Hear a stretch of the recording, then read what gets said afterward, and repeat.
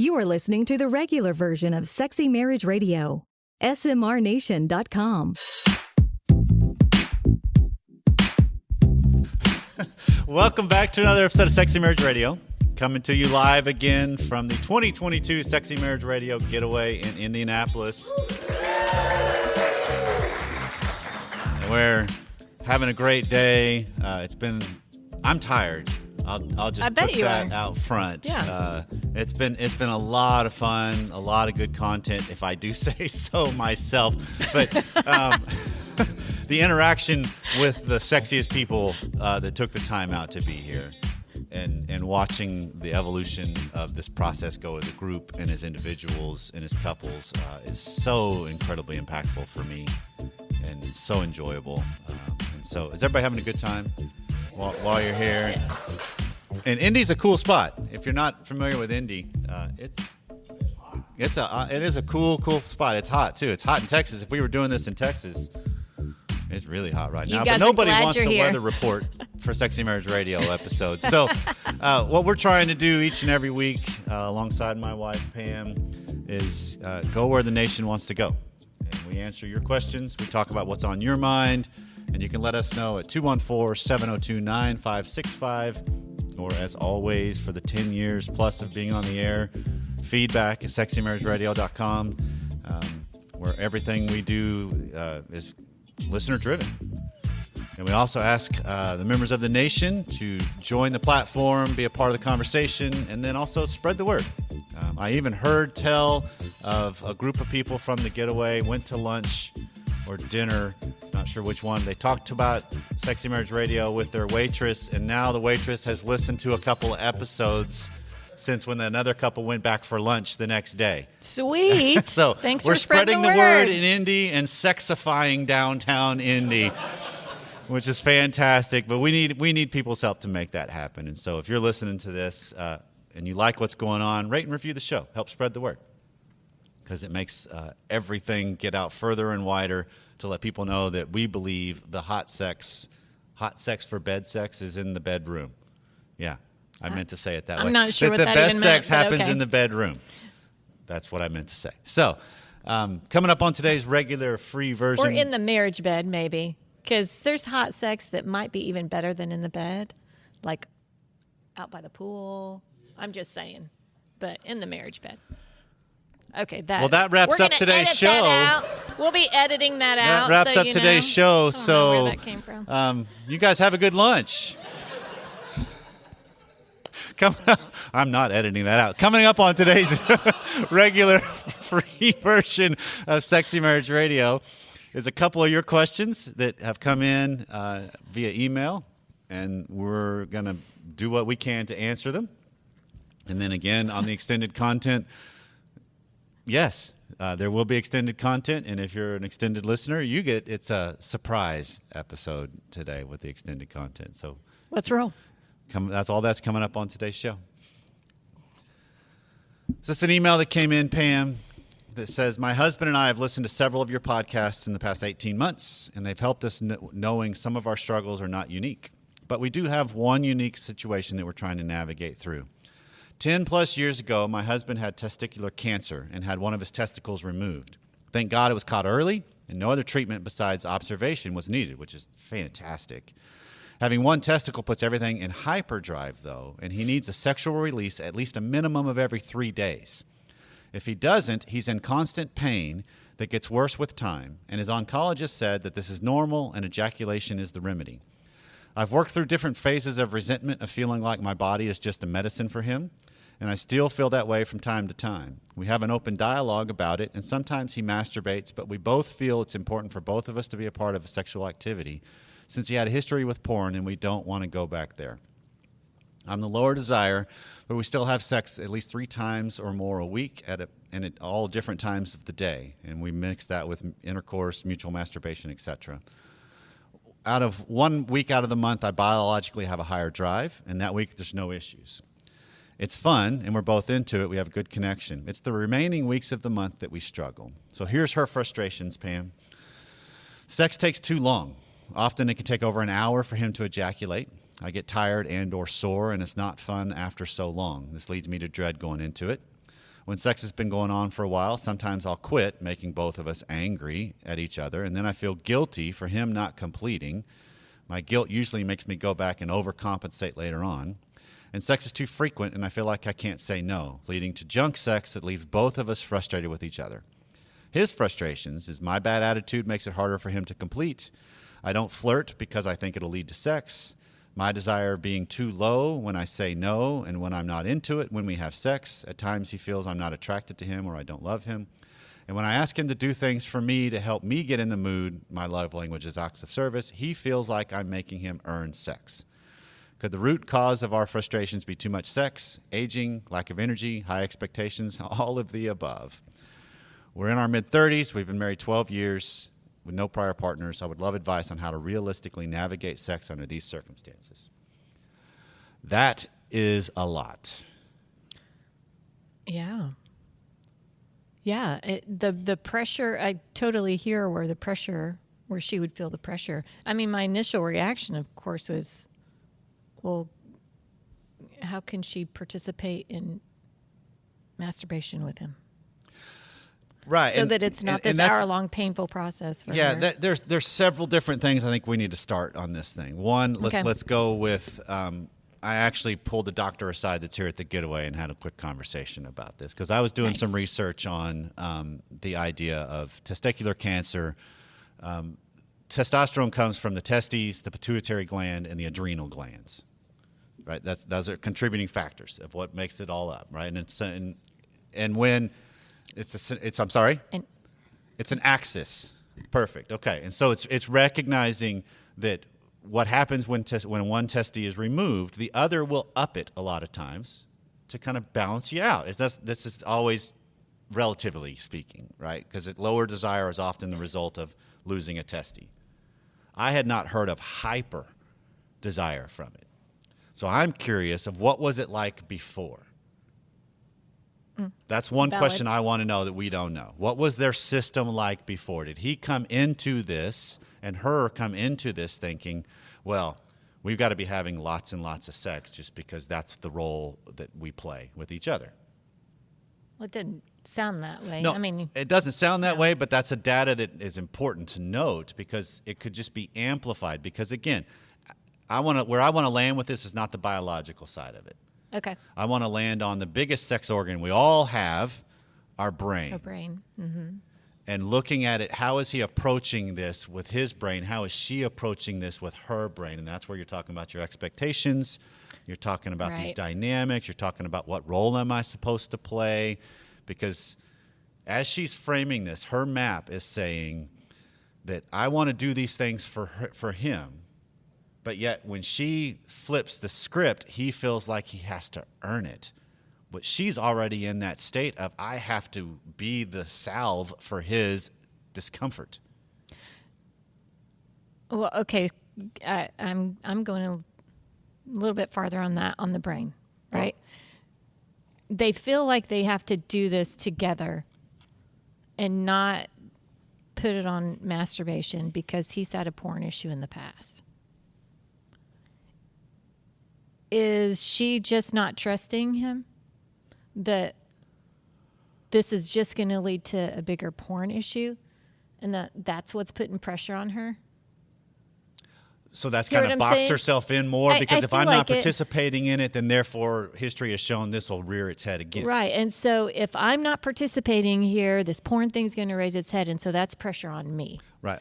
And even without the testicular cancer issue, that's something you got to overcome and deal with anyway. Yeah. You got to learn to... Because a spouse's responsibility is not to cure a partner's porn issue or be even an ally in it necessarily. That's their issue. Right. So from what I'm reading between the lines here is that's the piece that's got to be... That's not reading between the lines, though, Pam, because the way she's worded this is we have open dialogue about it, and sometimes he will masturbate, but we both feel it's important for both of us to be a part of the sexual activity since he has had a history with porn, and we don't want to go back there. We don't want to go back there. She doesn't want to take the risk of seeing what kind of character this guy has on will he confront that. Well, and maybe he's scared of it too. Maybe so. But it's recognizing it's his issue he's got to face, which is what you're picking up on. Yeah.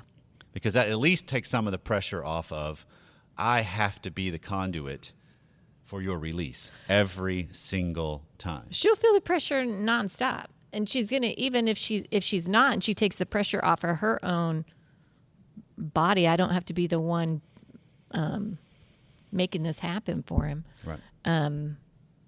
She's still going to feel the pressure of, well, is the porn thing going to be an issue? Right. That's just going to be there. Yeah, Anyway, so you're right. that was, Okay. that's But you're also one of the caveats I'm seeing. This caveat dovetails right into the other thing that I see in this is they feed off of each other in negative ways and positive ways, mainly negative ways. Because what she was saying, his frustration is if she's not into it, it takes him longer. Oh, yeah. Right? So No, I he's hear what you're reading saying. her as, well, she's not into this. So therefore, that expands the length of time it takes for him to reach ejaculation level. Mm-hmm. Which is usually you're reading each other in a negative way. Which There is goes the mind. Right. There goes it's that that big it's mind that concept organ. of, well, you're not really into this.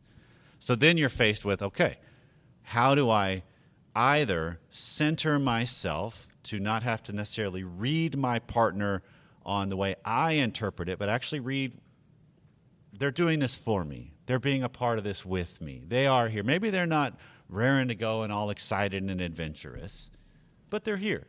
Mm-hmm. That's actually giving and loving and caring. That's what it sounds like she wants to do. Mm-hmm. Right? Parts of the month, she's got this ability because it's biology of, yeah, I'm into this. It's fun. It's a good thing for both of us. Some of the times it's like, yeah, I'm not so much, but I'm willing to be a part of it. And then other times you're pointing out is, nah, I'm not on this at all. This up for you. You go take care of it. And maybe I'll be around for it. Maybe I won't. Those are kind of a continuum of dealing with it. But it's realizing a lot of times I think we can read each other negatively, and that then limits my reaction. That then limits my enjoyment. It certainly can. Okay, so I'm not going to knock that. Just at face value then, one of the best things you can do if you want to still play the role for your partner, and this could be, look at the positions you choose to use when you have sex with each other. If you read each other too easily, then you probably don't need to have sex where you're facing each other as easily. Okay. Try rear entry, also known as doggy style. You're not looking at her face.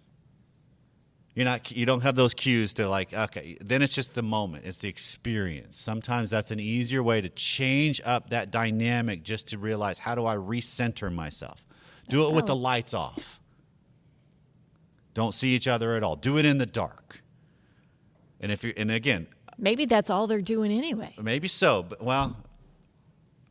I'm going to posit probably not. And because in reality, how many of us, show of hands, how many of you actually have completely dark rooms? I mean, it doesn't really exist as much in the world. We have light enough to be able to see and sense something. Okay. But these are just simple little things that maybe strategically give you a foothold to, all right, let's realize this is an equation we're dealing, and this is all under the auspices. Make sure by nod. What I'm trying to get across is this is two willing participants in this, though. It's not an obligation of you must do this, ma'am. I'm not at all saying that. No, well, she's making it clear she's a willing participant. But you've got to break that scenario of this is the role I play for you, and if I don't play it perfectly, then it ruins it for the both of us. And you got to see it as this is the role I want to do, and I'm in it. Okay, and you're getting antsy. So. Well, it's interesting because here at the Getaway, we had an exercise this morning, and I'm thinking even in a dark room, here I am poo-pooing your. Hey, poo-poo away. Here's some options for you, but you think of this exercise of touching while feeling. Touching while feeling. Mm-hmm. And even in a totally dark room, with the scenarios you lay down, the way touch goes, absolutely, you're going to know whether they're in or out. Even if it's right. dark. This is not something that's saying try these positions or try these scenarios or experiences that will then all of a sudden be devoid of. It's just a way to break up the normal routine. Break up the routine, and I'm not reading things that maybe aren't even there on their face. Right. Right? Right. Okay. Because it's sometimes we just need to get a little more ground we can gain by just disrupt it a little bit. And sometimes a position's a better way to do that. Sometimes, but the other thing that she could do is, I don't flirt because I think it will lead to sex. Well, you already are under that pressure anyway. Yeah, that's a great question, because I thought that. I'm like, well, if you know you're going to be needing to have sex anyway because you're wanting to participate in all of these, well, why not just flirt? Why not make it fun? Or just recognize, because this has been a theme we've talked about this weekend, is recognize that pressure is already inherent. It's already there. You know it. Being able to say no at any point in that continuum is still a possibility. Because one of the things that happens, men, tell me if I'm wrong that are here in the audience, when there's a little more of a jazz going on between us, a little more of a connection and a banter going on between us that is flirting, that is that sexual energy, that's that banter, it usually makes the whole actual sexual encounter a little faster. Right? Yeah. Because you've already put in a little bit of work during the day, and it's like, oh, yeah. And then it's just like, I just need this.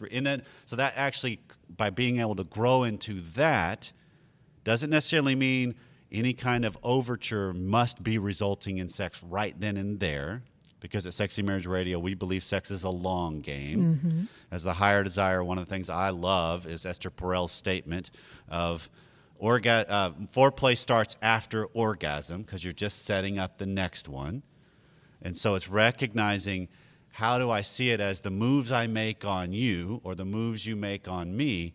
That's just setting up whenever the next encounter is. Right. I wasn't clear on here if she was saying that it takes an hour for him to ejaculate. It has to do with the physical side of things, or if that's just playing into... I think that's the mental thing. The mental thing of she's not into it, so right. Because that is the vortex that's so destructive for anybody, whether there's one testicle or not, that it takes a while for delayed ejaculation. Because when it takes a while, I mean, I'm sorry, ladies, I can speak for you. I'm assuming that there's only so long I can just be engaged and just let you just pound away.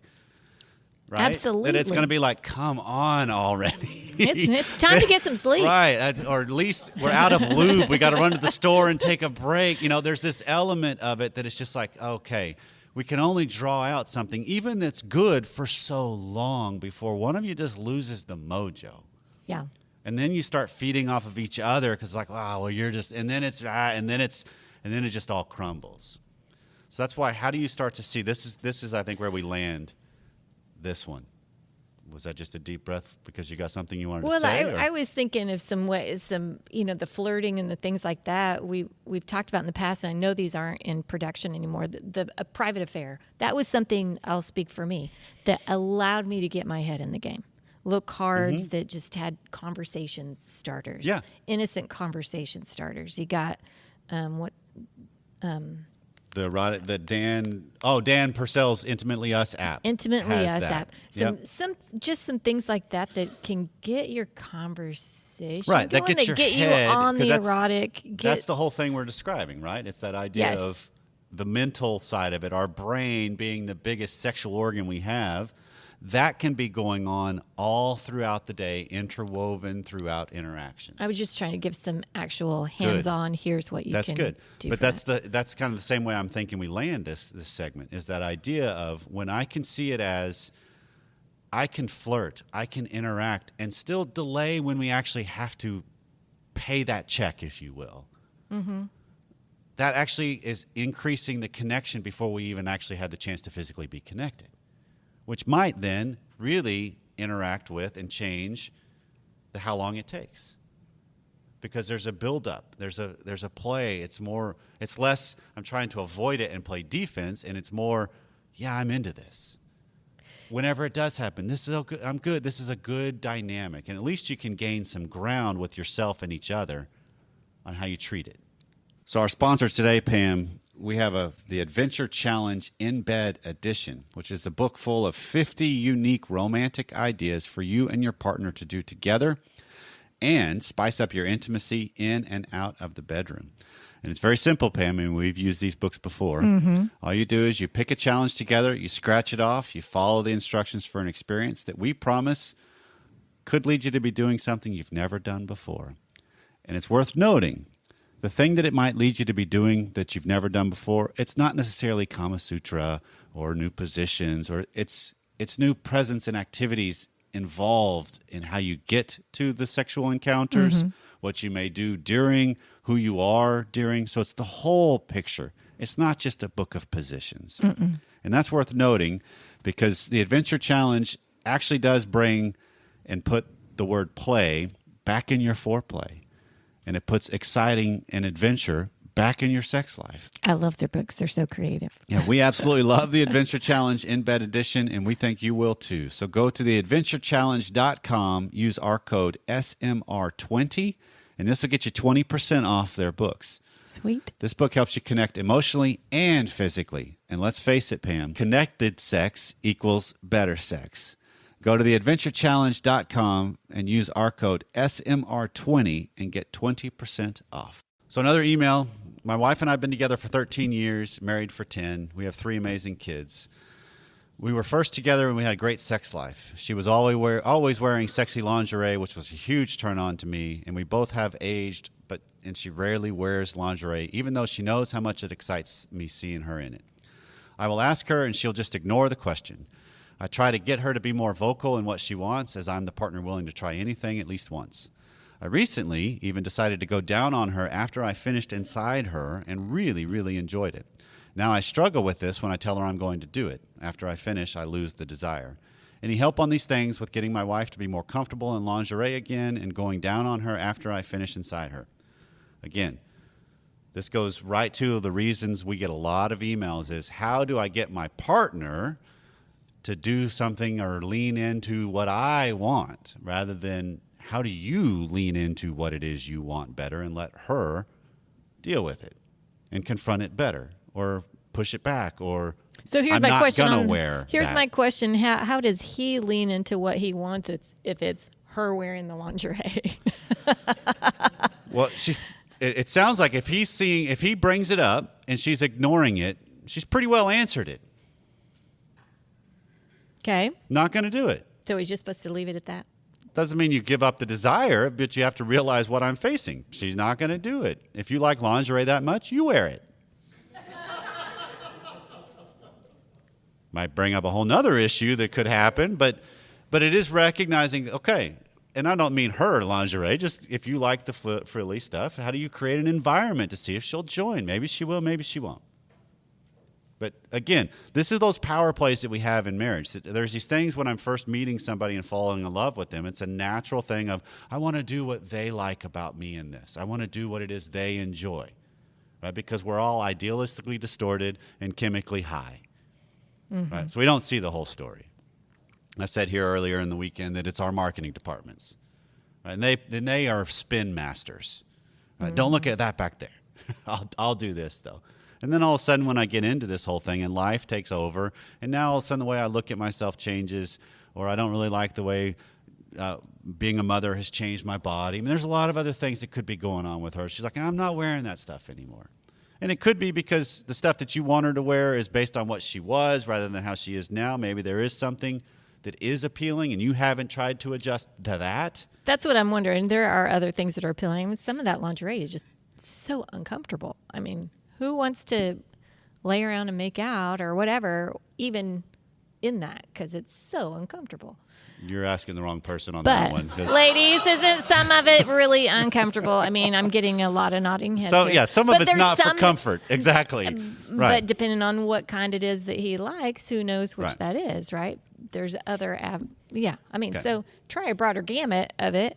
What else is it that you like her to wear? And maybe she'll fade into the that. other thing for him is, how does he examine how his tastes have evolved and changed with her development too? This is where we get caught in the, how am I dealing with the spouse I have, not the one I wish they were. Right.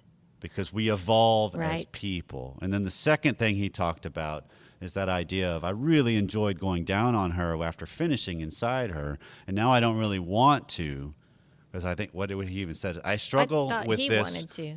I struggle with this when I tell her what I'm going to do it. After I finish, I lose the desire. So what is it with announcing you're going to do it? That's what's curious to me with his wording. Did you pick up on? I mean, yeah, a couple people are picking up on that. It's like, let me tell you what I'm gonna do. Rather than that's sometimes not the most romantic move, right? It's the element of, I'm just gonna do it, and if you don't want me to head south, then you'll grab my head and pull me north, or you'll close your legs and you'll get up and walk out of the room. I mean, it's kind of clear that way. It's a clearly defined communication, but I hear he has tied, she won't do this, so therefore I lose my desire to want to do what I like to do, which means you're too contingent on her reaction, rather than if you really enjoy something, why not head towards it and see if she's willing to be a part of it or not? See if it goes where she wants it to go or not. And go after what you enjoy. It's kind of what marriage is in a lot of ways. Mm-hmm. Sorry, I was getting lost a little bit. I apologize. Because I was hearing what he was saying, I think, differently than what is really saying. That's what's so good about this. So how are I'm you hearing reading this? the sentence now. It says, recently decided to go down on her after I finished inside her and really enjoyed it. Now I struggle with this. When I tell her I'm going to do it after I finish, I lose the desire. I was hearing it as now she's saying she doesn't want him to go down. He's saying he doesn't want to go down. That's what I'm reading. After he's finished. I'm reading he has changed I his heard it whole, totally I really wrong. did like this, and now I've kind of lost the desire to do it when I tell her I want to do it. Well, then why is he even telling her he wants to do it? I'm so confused. That's a fair question. It's a completely fair question because, again, this is that element of, all right, maybe this is a good way to land this segment. Well, no, it's one of two things. Maybe he likes going down on her, just not after he's already finished. Maybe he just doesn't want to go down there's after nods he's on already that. come. This is right? one of the people asked, hey, can we vote on some things? That We have there's a an question element. from the audience. Yes. We have a statement from the audience. What's his final question on the topic? He wants her to be more comfortable in lingerie again and with him going down on her after he finishes. That's the question. He wants her to be comfortable with these things. That's where I got it before. Good Okay. pick up, ma'am. So which Thank is you. it? I'm not clear on if it's him being uncomfortable now or her being uncomfortable now. Either way, your point that you initially said, spot on. Why are you announcing it, number one? And she can monitor that. Right. If after. she's come back and said, I'm not comfortable with you doing that, then that's an honoring of her and have to recognize, wait, I don't get access to her body just because she's married to me.